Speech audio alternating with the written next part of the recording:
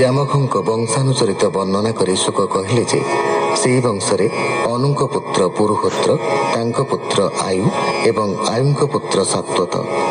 ସାତ୍ୱତଙ୍କ ବଂଶରେ ମହାଭୋଜ ଜନ୍ମ ହୋଇଥିଲେ। ମହାଭୋଜଙ୍କ କୂଳରେ ସମସ୍ତେ ଭୋଜ ନାମଧାରୀ ଏବଂ ଏହି କୂଳରେ ଜାତ ହୋଇଥିଲେ ଶକ୍ରାଜିତ। ସିନି ବଂଶରେ ଜନ୍ମ ହୋଇଥିଲେ ଅକ୍ରୂର ଏବଂ ଆହୁକ। ଆହୁକଙ୍କର ଦୁଇ ପୁତ୍ର ହେଲେ ଦେବକ ତଥା ଉଗ୍ରସେନ। ଦେବକଙ୍କର 4 ପୁତ୍ର ତଥା 7 କନ୍ୟା ଥିଲେ। ଏହି 7 କନ୍ୟାଗଣ ବସୁଦେବଙ୍କୁ ବିବାହ ହୋଇଥିଲେ। ଉଗ୍ରସେନଙ୍କ ପୁତ୍ରମାନଙ୍କ ମଧ୍ୟରେ ଜ୍ୟେଷ୍ଠ ଥିଲେ କଂସ। ଉଗ୍ରସେନଙ୍କ କନ୍ୟାଗଣ ବସୁଦେବଙ୍କ ଭାଇମାନଙ୍କୁ ବିବାହ ହୋଇଥିଲେ। ଶୁକ ଉବାଚ ହୃଦିକ ତାହାର ନନ୍ଦନ, ତାହାର 3 ପୁତ୍ର ଜାଣ। ଦେବ ବାହୁ ଯେ ଶତ ଧନୁ, ଆବର କୃତ ବର୍ମା ଶୁଣ। ଦେବ ମିଢ ଯେ ସୁର ସୁତ, ତା ପତ୍ନୀ ମାରିସା ବିଖ୍ୟାତ। ସେ ଦେବ ମିଢ ତାର ଗର୍ଭେ 10 ସନ୍ତତି କଲା ଭାବେ। ବସୁଦେବ ଦେବ ଭାଗକ, ଦେବ ଶ୍ରବସ ଯେ ଆନକ। ସୃଞ୍ଜୟ ଶ୍ୟାମକ ଯେ କଙ୍କ, ସମୀକ ବତ୍ସକ ଯେ ବୃକ। ବସୁଦେବର ଜନ୍ମ କାଳେ ବାଦ୍ୟ ଶୁଭିଲା ଅନ୍ତରାଳେ। ସ୍ୱଭାବେ ଆନକ ଦୁନ୍ଦୁଭି, ଦିଶ ଆକାଶ ପୁରୀ ଶୁଭି। ସେ ଯେଣୁ ବିଷ୍ଣୁର ନିଧାନ, ଆନକ ଦୁନ୍ଦୁଭି ତା ନାମ। ପୁଣି ହୋଇଲେ କନ୍ୟା 5, ସୁନ୍ଦର ସୁରୂପ ସୁସଞ୍ଚ। ଯେ ପୃଥାର ଶ୍ରୁତ ଦେବା, ଶ୍ରୁତ କୀର୍ତ୍ତି ଯେ ଶ୍ରୁତ ଶ୍ରବା। ରାଜାଧି ଦେବୀଙ୍କି ଯେ ଘେନି, ଏ 5 ବସୁଦେବ ଭଗ୍ନି। ପୃଥା କନ୍ୟାକୁ ତାର ତାତ, କୁନ୍ତୀ ରାଜନେ କଲା ଦତ୍ତ। ଯେଣୁ ତା ନଥିଲା ସନ୍ତତି, ଏଣୁ ସେ କନ୍ୟା ନାମ କୁନ୍ତୀ। ଦୁର୍ବାସା ମୁନି ଏକ ଦିନେ, ମିଳିଲେ ରାଜା ସନ୍ନିଧାନେ। ପୃଥା ତାହାଙ୍କୁ ସେବା କଲା, ଦେବହୂତି ବିଦ୍ୟା ଲଭିଲା। ବିଦ୍ୟାର ପରୀକ୍ଷା ନିମନ୍ତେ ସୂର୍ଯ୍ୟଙ୍କୁ ରାଇଲା ଏକାନ୍ତେ। ସେ ସୂର୍ଯ୍ୟ ଦେବ ତତ୍କ୍ଷଣ, ମିଳିଲେ ପୃଥା ସନ୍ନିଧାନ। ଦେଖି ସେ ବିସ୍ମୟ ହୋଇଲା, ବିନୟ ବଚନ କହିଲା।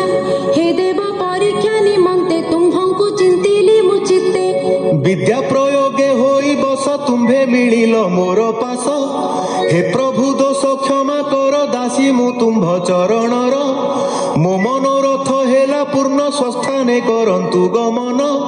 ତା ବାକ୍ୟେ ସୂର୍ଯ୍ୟ ତୋଷ ହୋଇ, କହନ୍ତି କନ୍ୟା ମୁଖ ଚାହିଁ। ହେ ପୃଥା ଶୁଣ ମୋ ବଚନ, ବ୍ୟର୍ଥ ନ ହୁଏ ମୋ ଦର୍ଶନ। ତୋଠାରେ କରି ଗର୍ଭାଧାନ, ଆମ୍ଭେ ଚଳିବୁ ନିଜ ସ୍ଥାନ। ଅବଶ୍ୟ ତୋ ପୁତ୍ର ହୋଇବ, ତୋତେ ସେ ଦୋଷ ନ ଲାଗିବ। ଏମନ୍ତେ କଲେ ଗର୍ଭାଧାନ, ପୁତ୍ର ହୋଇଲା ତତ୍କ୍ଷଣ। ପୁତ୍ର ଶିଶୁକୁ ନିନ୍ଦା ଡରେ, ଭସାଇ ଦେଲେ ନଦୀ ଜଳେ। ତାପରେ ହୋଇଲା କ ଯାହା, ଶୁଣ କହିବ ନୃପନାହା। ପାଣ୍ଡୁ ଯେ ତୋ ପ୍ରପିତାମହ, ପୃଥାକୁ କଲା ସେ ବିବାହ। କାରୁଷ ବୃଦ୍ଧ ଶର୍ମା ନାମ, ଶ୍ରୁତ ଦେବାକୁ ବରେ ପୁଣ। ବିବାହ କରିବେ ଦମତେ, ତା ଗର୍ଭେ ଉପୁଜିଲା ସୁତେ। ତା ଦେଖି ଡରେ ରିପୁ ଚକ୍ର, ତା ନାମ ହେଲା ଦନ୍ତ ବକ୍ର। କୈକେୟ ବଂଶେ ଦୃଷ୍ଟ କେତୁ, ସେ ପୁଣି ନିଜ ବଂଶ ହେତୁ। ଶ୍ରୁତ କୀର୍ତ୍ତି କି ବିବାହ କଲା, ତା 5 ପୁତ୍ର ଉପୁଜିଲା। ସେ ସୁତ ସନ୍ତର୍ଦ୍ଦନ ଆଦି, ସ୍ୱଭାବେ ସର୍ବଗୁଣେ ସିଦ୍ଧି। ଆବନ୍ତ୍ୟ ସୁର ସେନ ବଳା, ରାଜାଧି ଦେବୀ ବିଭା କଲା। ନାମ ତାହାର ଜୟ ସେନ, ତାଂ ସେ 2 ପୁତ୍ର ଜନ୍ମ। ବିନ୍ଦ ଯେ ଅନୁବିନ୍ଦ ବେନି, ରାଜାଧି ଦେବୀ ତହୁଁ ଜନ୍ମି। ଚେଦିରା ଜନଦମ ଘୋଷ, ଶ୍ରୁତ ଶ୍ରବାକୁ ପରିତୋଷ। ତାର କୁମାର ଶିଶୁପାଳ, ସେ ବୀର ତେଜେ ଅନର୍ବଳ। ତାହାର ଜନ୍ମ ତୋତେ ଭାବେ, ମୁଁ ତାହା କହିଅଛି ପୂର୍ବେ। ଦେବ ଭାଗର କଂସା ପତ୍ନୀ, ତା ଗର୍ଭେ ଜାତ ସୁତ চিত্রকেতু যে বৃহৎ বল তেজে বেনি অনর্গল দেবশ্রবর বীর্যে জাত কংসাবতীর দুই সুত সুবীর ইসুমান বেনি এমন্তে দুই পুত্র জন্মি কঙ্ক ঔরসে কঙ্কা গর্ভে বক প্রথমে জন্ম লভে।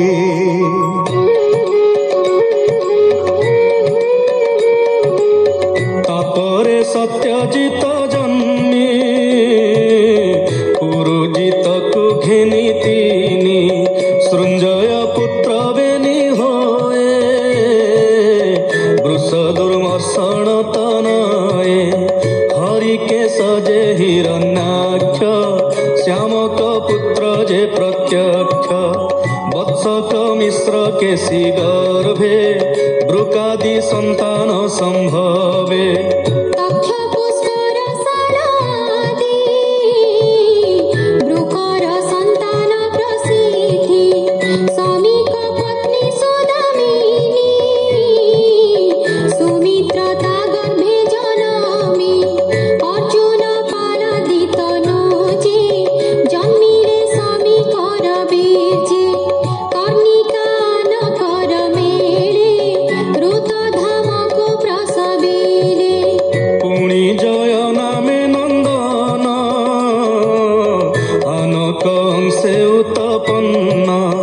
বসুদেবর যেতে নারী শুণ সুমনে দণ্ডধারী পৌরবী রোহিণী রচনা মদিরা ভদ্রাইড়া কন্যা দেবকী আদি বহু নারী সে বসুদেব বিভা করি।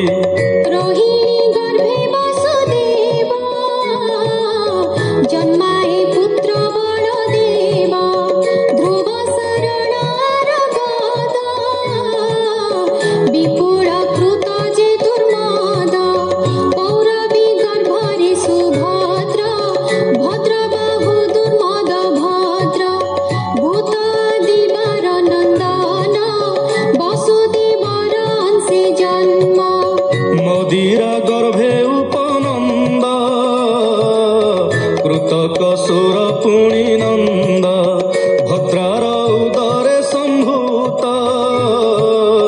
কেশী নামরে কসুত বসুদেবর রসরে পুଣି ସେ রচনা গর্ভরে হস্ত হেমাঙ্গদ সহিতে জন্ম লভিলে বহু সুতে।